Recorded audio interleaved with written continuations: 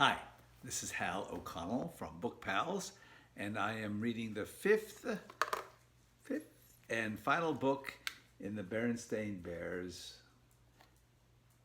and this is called The Messy Room. When small bears forget to pick up, store, and stash, some of their favorite things end up in the trash. From outside, the bear's treehouse, which stood beside a sunny dirt road deep in bear country, looked very neat and well kept. The flower beds sparkled with red, yellow, and blue tulips. The woodwork was freshly painted and in good repair. The grass was cut and the vegetable patch was properly weeded.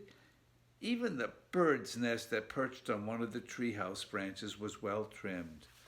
Look at what a nice house that looks like. The flowers, and up here is the bird's nest. What a great looking house from the outside. But inside the bear's treehouse was neat and clean. The pictures were straight, and the piano was dusted, and the kitchen was spick and span. Even the basement was neat and clean.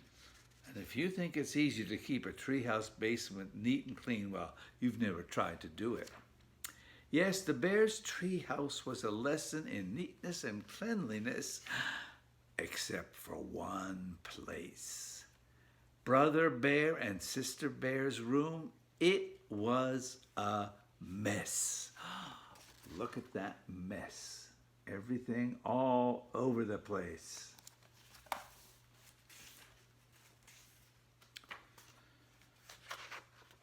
A half-done jigsaw puzzle gathered dust in one corner of the room. A group of brothers' dinosaur models collected cobwebs in another. Sisters' stuffed animals were everywhere. And as for the cubs' big storage closet, well, just be careful how you open it. It wasn't that brother and sister were naturally messy. They tried to keep their rooms straight. They made their beds most of the time, and they swept and picked up once in a while. The trouble was that when cleanup time came, they spent more time arguing than cleaning. How am I supposed to sweep with your dumb dinosaur toys all over the floor? Argued Sister. They're not toys, they're models. And don't move them. I'm working on a setup of the Pleistocene age, Brother protested. Pleistocene, schmestocene, shouted Sister. Not only was Brother and Sister's room a mess, but Brother and Sister were getting into a mess too, always arguing about cleanup chores instead of sharing the job and working as a team. Look at them arguing there instead of cleaning up. Mama Bear does not seem to be very happy.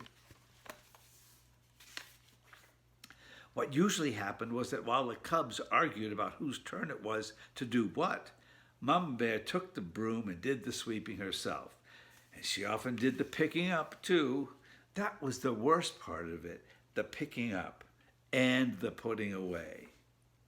Well, the mess just seemed to build up and build up until one day, maybe it was because Mama's back was a little stiff, or maybe it was stepping on Brother's airplane cement, or maybe she just fed up with that messy room. But whatever it was, Mama Bear lost her temper.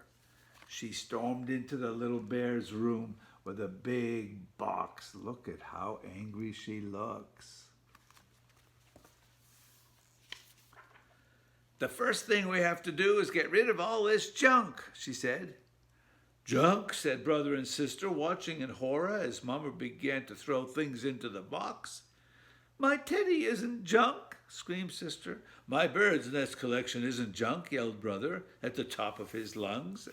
And look at Mama Bear, she's just throwing everything into the box. The screaming and the yelling got so loud that it reached Papa, who was in his workshop putting the finishing touches on a batch of chairs that had been ordered by one of his customers. He couldn't imagine what was wrong. He hurried up the stairs and looked into the messy, noisy room. It didn't take a deep thinker to figure out what was going on. "Quiet!" Papa got Mama and the cubs' attention and called a family meeting right then and there. Now, the mess has really built up in this room. In fact, it's the worst case of messy buildup I've ever seen. And it isn't fair, he continued. It isn't fair to your Mama and me because we have a lot of other things to take care of.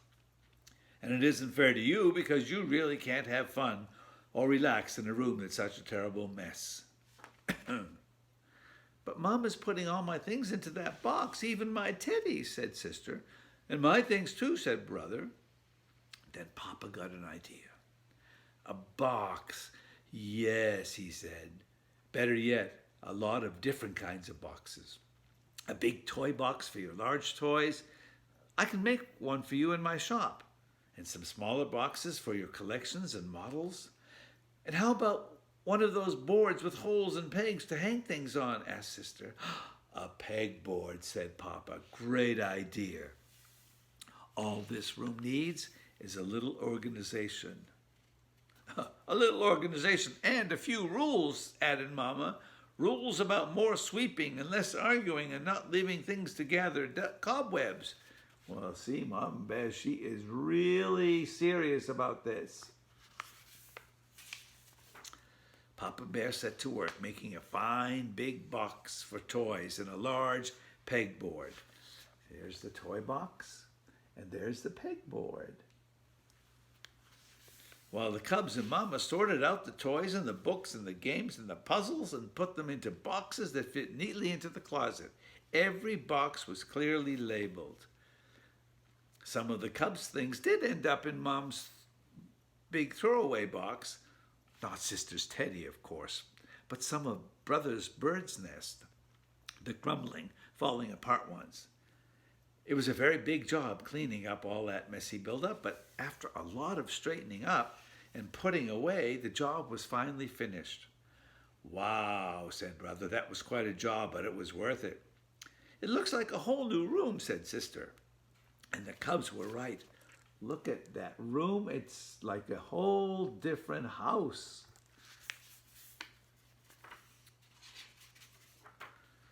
And Papa had been right too. It was so much more enjoyable to live in a neat, clean, well-organized room. And so much more relaxing. It wasn't as exciting to open the big storage closet now, but it was more practical and a lot more fun. Look at that closet. It's got all the boxes in there marked with toys and books and puzzles. So everybody's happy and nobody's messy. The